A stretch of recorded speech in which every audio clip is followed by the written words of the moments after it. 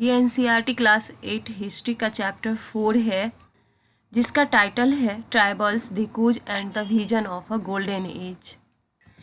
इसमें मेनली हम इंडिया के ट्राइबल्स ग्रुप के बारे में जानेंगे, उनके लाइफ के बारे में जानेंगे और उन पर कॉलोनियल रूल का क्या प्रभाव पड़ा इसके बारे में जानेंगे। 1895 में बिरसा नाम के एक व्यक्ति को झारखंड में छोटा नागपुर के गांवों और जंगलों में घूमते हुए देखा गया। लोग कहते थे कि उसके पास मिरेकुलस पावर से चमत्कारी शक्तियाँ है, वो सारी बीमारियां ठीक कर सकता है और ग्रेन को, अनाज को कई गुना बढ़ा सकता है। बिरसा ने खुद भी डिक्लेयर किया था, घोषणा किया था कि भगवान ने उसे लोगों को ट्रबल से बचाने और दिक्कूज, आउटसाइडर को कहा जाता था, बाहरी लोगों को उनकी गुलामी से आज़ाद करने के लिए भेजा है। जल्द ही हजारों लोग बिरसा के फॉलोअर बन गए। उनका मानना था कि वो भगवान है और वो उनकी प्रॉब्लम्स को सॉल्व करने के लिए आया है। ये बातें हो रही है बिरसा मुंडा के बारे में। उनका जन्म मुंडा फैमिली में हुआ था। मुंडा एक ट्राइबल ग्रुप है जो कि छोटा नागपुर में रहता था, लेकिन उस रीजन के दूसरे जो ट्राइबल्स थे वो भी उनके फॉलोअर थे, जैसे कि संथाल, उराव, ये सब इनके फॉलोअर्स थे। ये सारे जनजातीय समूह यानी कि ट्राइबल ग्रुप्स ब्रिटिश रूल के कारण उनके जीवन में जो चेंजेज आ रहे थे, जो चेंजेज उनको झेलना पड़ रहा था, जो प्रॉब्लम फेस करना पड़ रहा था, उनके कारण वो दुखी थे। उनकी जो खुद की जीवन पद्धति थी, लाइफ स्टाइल, वो धीरे धीरे खत्म होती दिखाई दे रही थी और उनका लाइवलीहुड यानी कि आजीविका भी खतरे में थी और रिलीजन, उनका धर्म भी खतरे में दिखाई दे रहा था।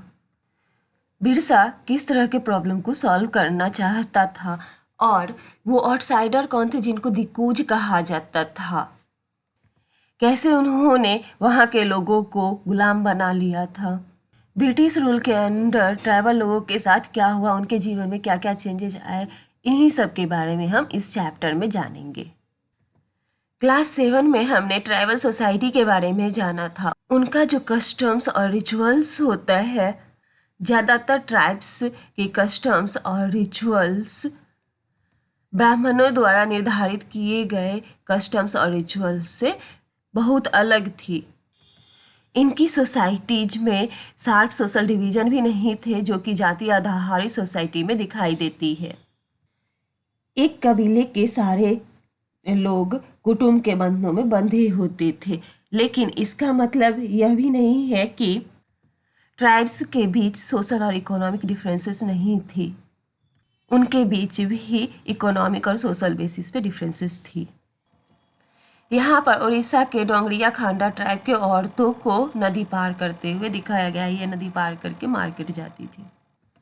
अब जानते हैं ट्राइबल ग्रुप्स किस तरह रहते थे, किस तरह जीते थे।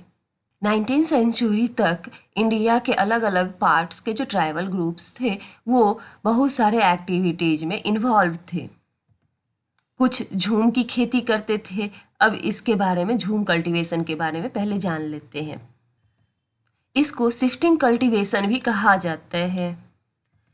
इस तरह की खेती ज़्यादातर जंगलों में लैंड के छोटे छोटे पैचेज यानी कि छोटे छोटे भूखंडों पर की जाती थी। ये कल्टीवेटर्स पेड़ों के ऊपरी हिस्सों को काट देते थे ताकि सनलाइट ग्राउंड तक आ सके, निचली हिस्सों तक पहुंच सके।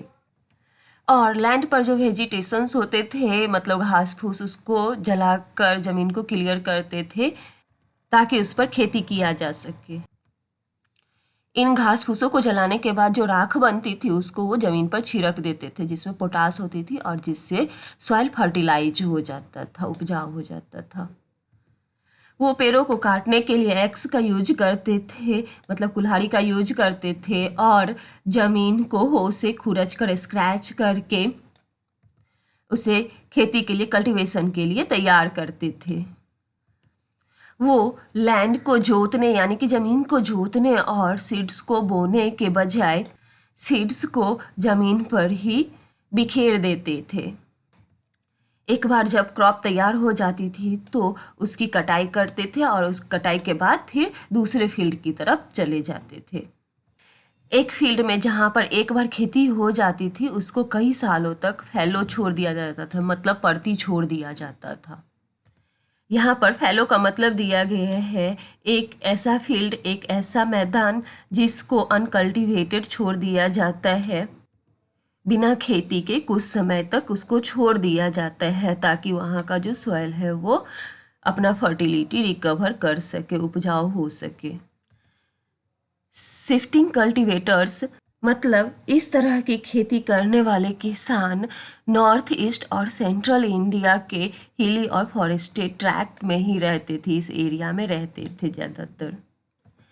इन ट्राइबल पीपल का लाइफ्स जो था, जीवन, वो जंगलों में फ्री मूवमेंट यानी कि बेरोक टोक आवाजाही और फसल उगाने के लिए जमीन और जंगलों के यूज पर आधारित थी।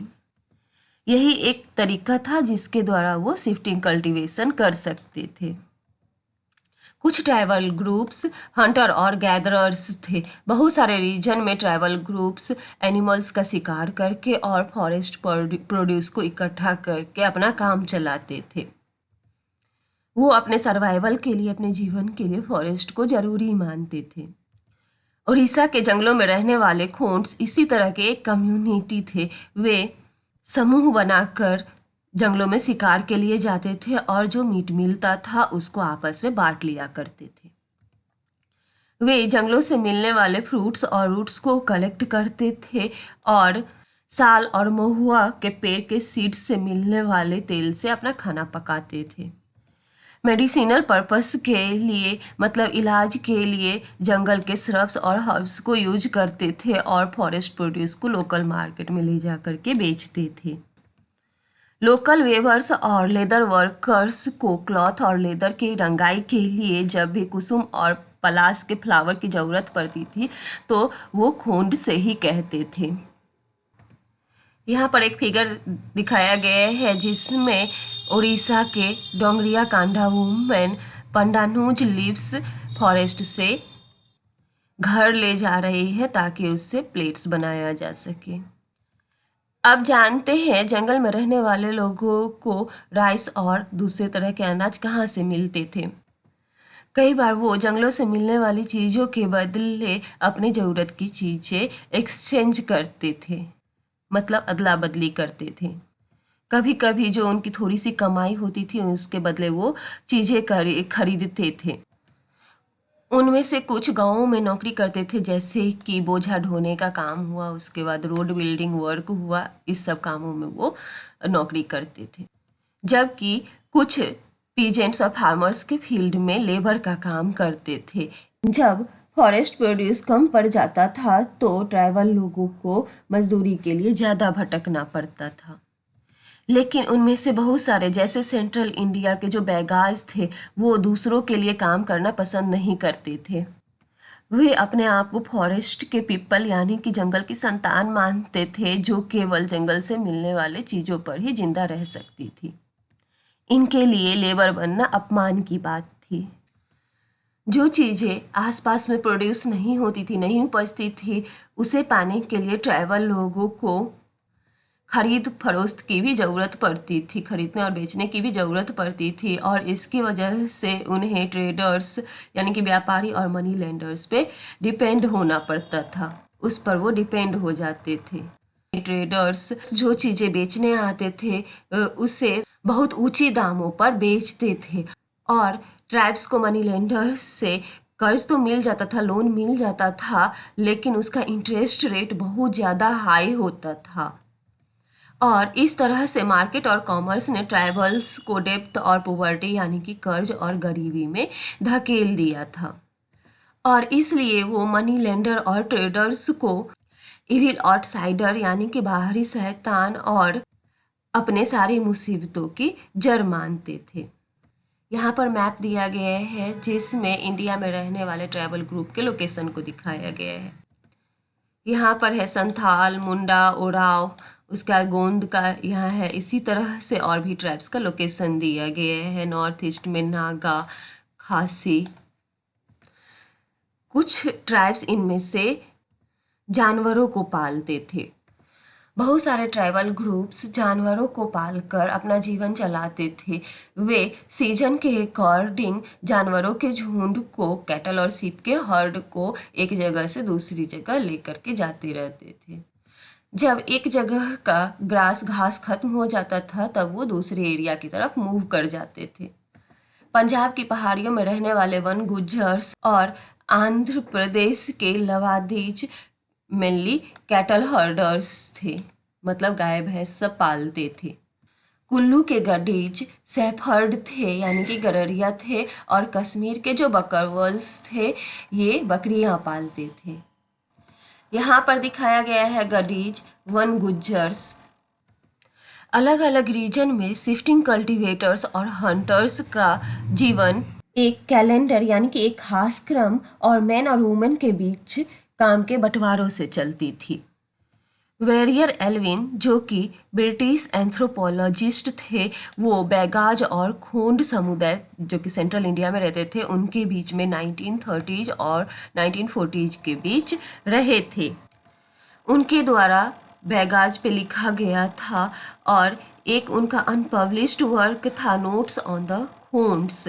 इस सब में उन्होंने इन ट्राइब्स के कैलेंडर यानी कि समय क्रम और उनके काम के बंटवारे के बारे में लिखा है। यहाँ पर एक फिगर दिखाया गया है जिसमें संथाल लड़की को फायरवुड यानी कि जलाने वाली ईंधन के लिए जलाने वाली लकड़ी को ले जाते हुए दिखाया गया है। ये बिहार 1946 का है, इस टाइम का फिगर है। इनमें से कुछ सेटल्ड कल्टीवेशन करते थे, यानी कि एक जगह ही खेती करते थे।